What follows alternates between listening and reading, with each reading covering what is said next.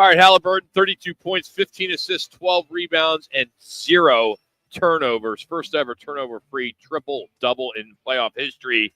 Tim Kempton now joins us. So, Tim, does this officially make him a superstar? Is he pretty much there? Well, he's definitely stepping up, and the brightest lights are on, and that's when you want you want your biggest stars to do it. So he came into the league with a lot of fanfare, kind of developed into this player. Wasn't as good when he first got here. A lot of people were like questioning him, and then obviously in a smaller market of Indiana, doesn't get as much publicity as the other guys that came out with him and have been in the league. But he seems to be playing very well for him right now. So he's a star and a superstar in the making if he keeps on doing this in the playoffs and the championship series. Is there anyone you could compare him to? A guy that, has a turnover-free triple-double, that style of play? Is there anyone that comes to mind? I don't know. I mean, he takes care of the ball, which is always very nice. That was one of the things that the Suns were looking for when they went out and got Tyus, is because he's so good at not turning the ball over at that point guard position, because it's been such a struggle for the Suns. So to have him have those kind of numbers with the kind of pressure and the way the whistle is being blown in the playoffs is pretty impressive. It shows his composure.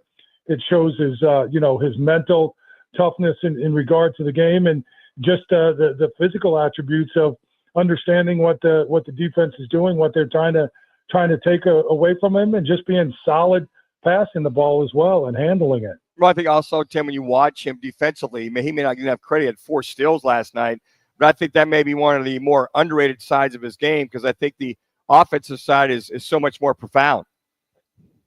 Yeah, he does a real nice job. Again, he's got some length, so he kind of goads you into a pass, and then his length, he steps in and takes it away, and they're just really connected right now. So not only is it him coming up with the steal, but it's the way Indiana as a group is playing defense that's forcing the Knicks back on their heels to make poor decisions. So his steals are the byproduct not only of his defense, but the defense that Indiana's playing as a whole, as a group, as a team.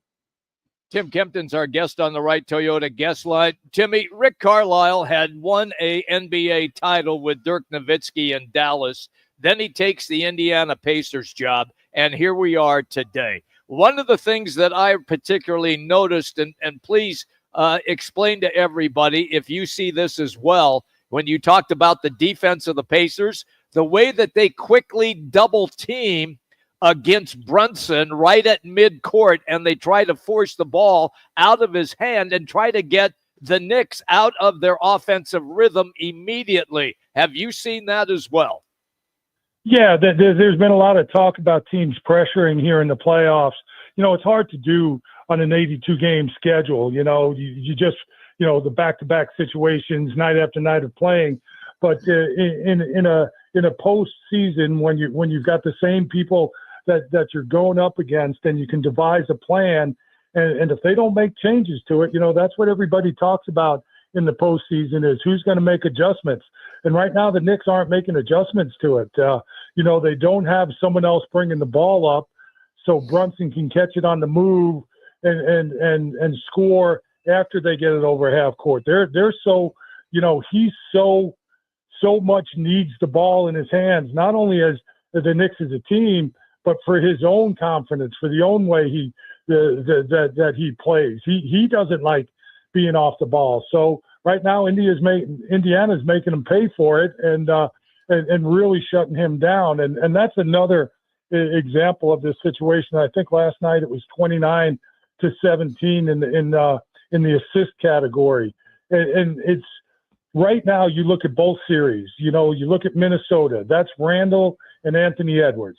In the Knicks series, it's Karl Anthony Towns and Jalen Brunson for the teams that are on the back side of it right now. Those guys are more isolation teams where Oklahoma City as well as Indiana, they're more of a move the ball, get everybody involved. Tonight it could be your night if the shot, if the Knicks happen to be giving someone open shots. So I think that plays into it as well, is that the Knicks are so dependent on Jalen Brunson with the ball, and Indiana's making them, as you said, uncomfortable as soon as he gets to the half-court line. He's Tim Kempton here on ESPN 620. All right, let's turn the page over to the Western Conference. What's wrong with Anthony Edwards, or is this the Anthony Edwards that we're going to see? Seems like there's been so much. Yeah, first of all, you got to give credit to Oklahoma City. That's another thing that I think the difference between both series is Oklahoma City and Indiana have deeper teams. You know, when we were talking about Minnesota a couple of weeks ago playing against the LA Lakers, it was Minnesota that had the deeper team. They went, 6, 7, maybe 8. But now you go to this series, and it's Oklahoma City over Minnesota. Oklahoma City has 8, 9, 10, where Minnesota's only got that 8. So there's more depth. There's more physicality. There's more players that they're able to throw at Anthony Edwards. Obviously, you start with Dort, who is, just as strong. You don't find many people as strong as Anthony Edwards at that position, but he's looking at a guy that's probably physically more capable than himself. Obviously, he's athletic, but Dort is just as strong, just as big, and if not stronger than Anthony Edwards. So I think the physical toll is taking it a little bit away from Anthony Edwards. And again, they're not getting any easy buckets. They have to come down and fight through, an offense, a defense that's set up and waiting for them. They're not getting enough easy buckets. And then in essence, they turned the ball over. Oklahoma City, I think, was the best team in the league, scoring off of turnovers this year. So they're not getting easy buckets, and the defense is really making Anthony Edwards and Carl Anthony Towns. Julius Randle in that series really work for what they get, and it's just physically taxing on him, and I think it's showing up in his numbers at the end of the game. All right, Tim, the head coaching search for the Suns. I know you don't have a say in it, but there's some pretty big names, assistant coaches that are out there. Do you like the route they're going down this road with assistant coaches? Yeah, I think they're taking their time. Obviously last year they had one guy in mind, and they went after him and got it done a lot quicker. Obviously, you have a new GM, so Brian Gregory's going about it in a different way, taking more of his time, interviewing guys, seeing what's out there, seeing what he knows about one guy, seeing, finding out something that he doesn't know about one or two guys. And I think there's still a couple of guys that are involved in the playoff series that they'd like to talk to, sitting on some of the benches of these last 4 teams. So I think that has something to do with it as well. And with all that being said, Tim, it will be all about the culture, the philosophy, or somebody that can stand up to whatever stars are remaining on this team. Yeah, I think all those things are going to be talked about. I think, that the roster could be ever changing, before and after they hire a coach. Obviously, I think it's still centered around Devin Booker, which I am totally fine with. I think Devin has shown that, and because of his age. Obviously, there's also the salary cap situation that they have to deal with.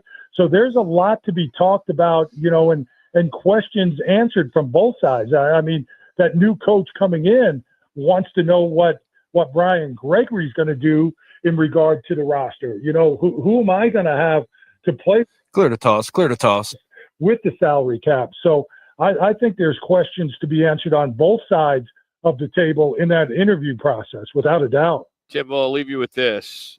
What percentage would you put on KD returning? On who returning? KD, Kevin Durant. Yeah, I'm just a percentage. Like 50%, 60%, he'll come back. I mean, you can't go wrong with 50. You're safe there. You know what? Usually I'm a little bit more vocal, but I'm going to take the easy way out and go 50-50 on you guys. Okay. That high, huh, He's Tim? he's a vet. Yeah, he he gets it. He's a pro. I get it.